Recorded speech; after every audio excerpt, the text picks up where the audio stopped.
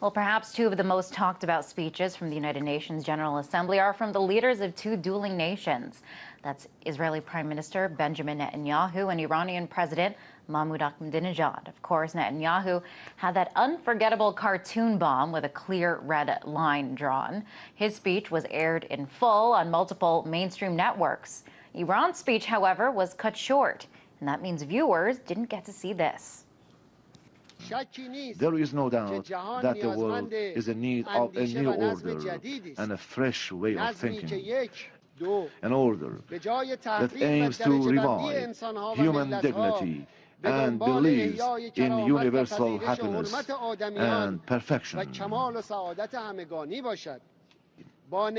order which is after peace, lasting security, and welfare for all walks of life around the globe. An order that is founded upon trust and kindness and brings thoughts, hearts, and hands closer to each other. Authority is a sacred gift from people to their rulers, not a chance to amass power and wealth. Now, omissions like that make all the difference in how the Iranian leader is portrayed. It means the difference between a warmonger and someone opposed to war. So what else isn't being reported, and what are the ramifications of this kind of selective reporting? To discuss this, I was joined by Lyon, three-time Emmy Award-winning journalist, photographer, and filmmaker. Well, I really worry here that the United States public is being led into another potential conflict with Iran, the similar way that we were led into the Iraq and Afghanistan wars, because you're starting to see the mainstream media really overhype the situation in Iran and omit important facts like what you just showed, Liz, where Ahmadinejad was saying that there are options for peace. But if you go back and you look at the way that CNN and other mainstream outlets covered that, they ignored that part of the speech. And if you look at all the propaganda being fed to the American public right now in terms of Iran, we have movies here coming out, Argo. We've got the mainstream media oversaturation of coverage of the Iran situation. And, you know, based on everything that's happening here in the U.S. with the mortgage crisis, the economy, the fact that most Americans are having problems just getting by day to day, the fact that the mainstream media is over-covering Iran only says one thing to me, and that's that the American public is being propagated into another war, Liz. And why do you think that this is happening? Well, I think that it's a use of propaganda, and this is something that goes back to the terms weapons of mass destruction.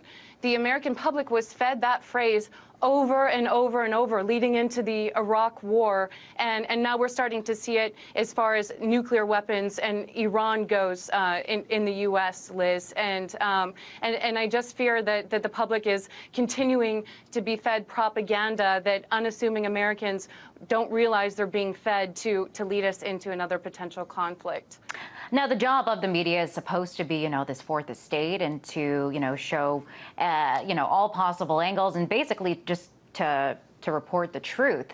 What do you think it is? I know that you worked for CNN. Why would it be otherwise? Why would they be presenting war propaganda, as you call it?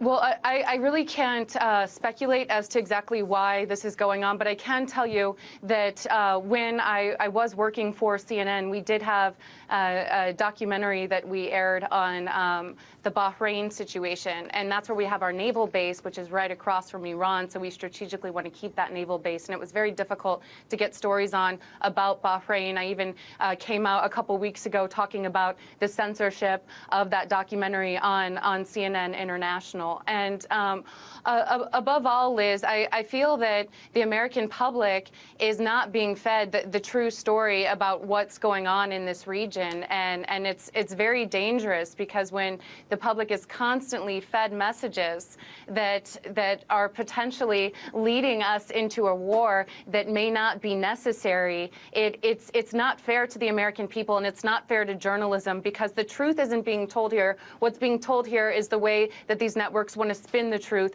and that's leading us into another potential conflict with Iran. And I've been trying to tell my followers on my Facebook page and on Twitter to really open your eyes, because once you notice and start to, you take the blindfold off, you start to see all of this anti-Iran propaganda floating through the American mainstream media, and it's symbolic of exactly what was going on before the wars in Iraq and Afghanistan, Liz. Now, we do have a clip of this documentary that you filmed. Want to take a look at it, and then we'll talk more about the documentary and the way CNN reacted to it. The protesters seem to have disappeared from Bahrain's capital, thanks to the intense military crackdown. We ventured into another side of Bahrain, a side the government didn't want the world to see, to find out where they've gone. We drove to the Shia villages, passing military checkpoints as we left the capital. So we're gonna hang out with these protesters for a little bit.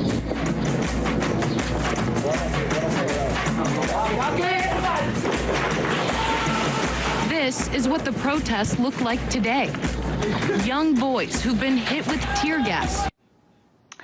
Now, the documentary that we just saw a clip of never aired. It never aired on CNN International. Why not?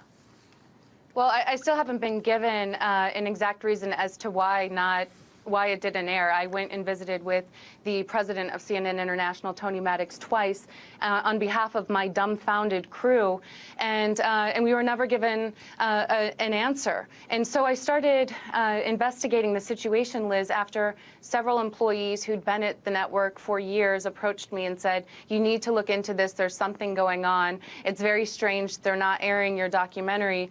And after some investigation, we found out that CNN International is actually making money from the Bahrain regime. They are a customer of Bahrain. Bahrain is paying CNN International to create content that shows Bahrain in a favorable light.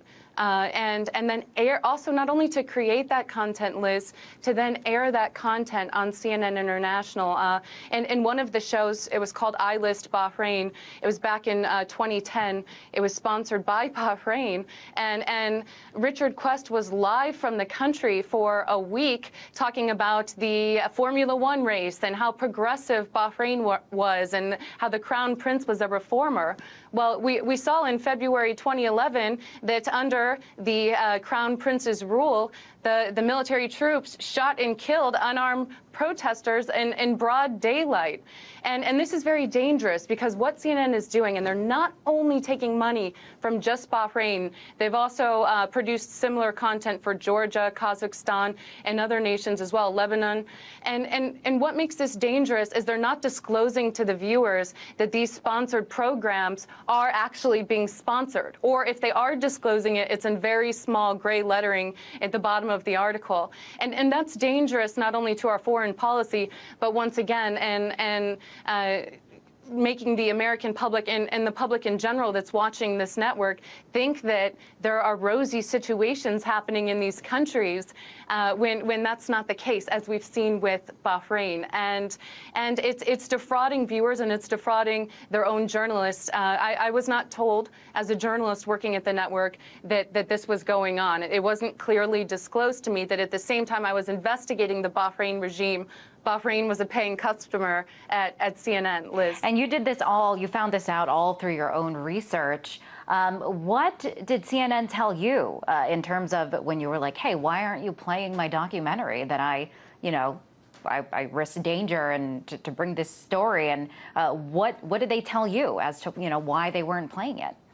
Well, that's what made me more suspicious, is because they never gave us an answer. They never told us why they weren't playing it, even though I asked the head of CNN International twice about it, and even bosses above me told me they didn't have answers for me, and I'd have to go searching for those answers. So that pretty much, as an investigative reporter, tells me that something's going on. And so on behalf of my crew, who, I got to get to the bottom of things, Liz. I mean, we had fixers and drivers in Bahrain who are currently now have been laid off because they helped us film that documentary. Some who are continually still harassed.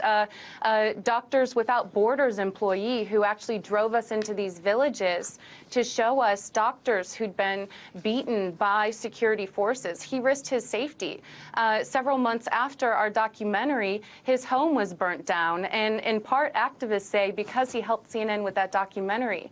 I mean, these sources, these people on the ground did not know that at the same time CNN was taking money from this regime to make rosy content that would negate their content. And they risked their lives. And I feel like CNN owes them an apology, as well as an apology to viewers and its own journalists for defrauding them with this information, Liz. Wow, Amber, really, really eye-opening, and really appreciate you coming on the show and telling us all about this. That was Amber Lyon, 3-time Emmy Award-winning journalist, photographer, and filmmaker. Thanks for having me on. I appreciate it.